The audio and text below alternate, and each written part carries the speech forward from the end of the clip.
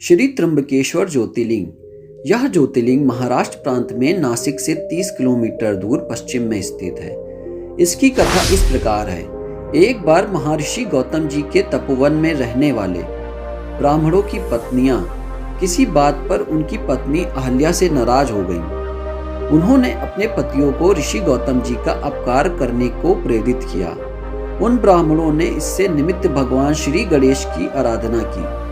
उनकी आराधना से प्रसन्न होकर श्री गणेश जी ने प्रकट होकर उनसे वर मांगने को कहा। तब उन ब्राह्मणों ने कहा, हे प्रभु, यदि आप हम पर प्रसन्न हैं तो आप किसी प्रकार ऋषि गौतम जी को इस आश्रम से बाहर निकाल दें। उनकी यह बात सुनकर श्री गणेश जी ने ऐसा वर मांगने के लिए उन्हें समझाया, लेकिन वे अपने आग्रह पर अडिग रहे। अंततः श्री गणेश जी को विवश होकर उनकी बात माननी पड़ी। वे एक दुर्बल गाय का रूप धारण करके ऋषि गौतम जी के खेत में जाकर रहने लगे। गाय को फसल चरते देखकर बड़ी नरमी के साथ हाथ में दृढ़ लेकर उसे हाँकने के लिए आगे बढ़े।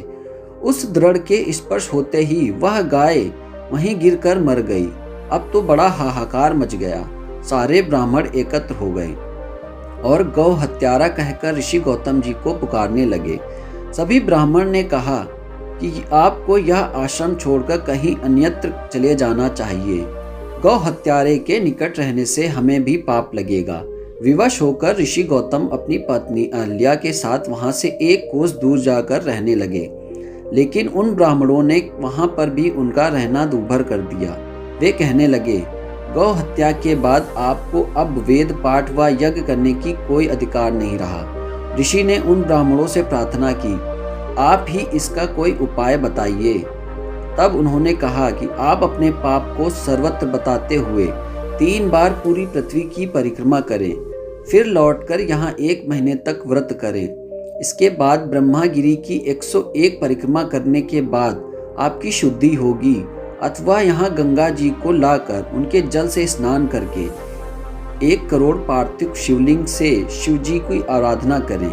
इसके बाद पुनः गंगा जी में स्नान करके इस ब्रह्मागिरी की 11 बार परिक्रमा करें। फिर 100 घड़ों के पवित्र जल से पार्थ शिवलिंग को स्नान कराने से आपका उद्धार होगा।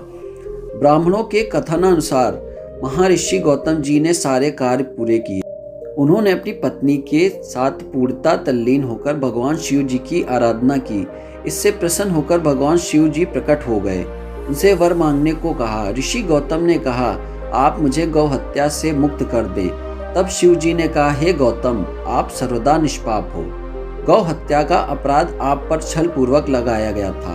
अंततः मैं उन ब्राह्मणों को दंड देना चाहता हूँ। इस पर महर्षि गौतम जी ने उन्हें क्षमा करने की प्रार्थना की। उन्होंने शिव जी से वहां हमेशा निवास करने की प्रार्थना की। शिव जी ने उनकी बात मानकर वहां त्र्यंब ज्योतिर्लिंग के नाम से स्थित हो गए।